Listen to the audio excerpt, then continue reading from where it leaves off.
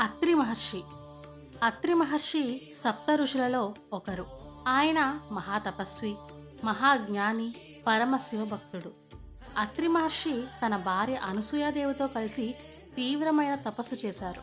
వారి తపస్సుకి ప్రసన్నుడైన పరమశివుడు వారికి దర్శనమిచ్చి వరమిచ్చాడు.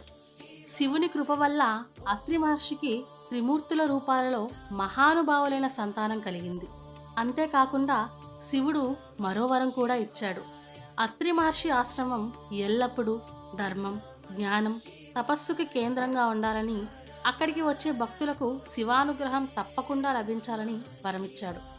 శీలావతి శాపం కారణంగా సూర్యోదయం ఆగిపోవడంతో అనసూయాదేవి శీలావతిని శాంతింపజేసి సూర్యోదయాన్ని మళ్లీ ప్రారంభమయ్యేలా చేసింది.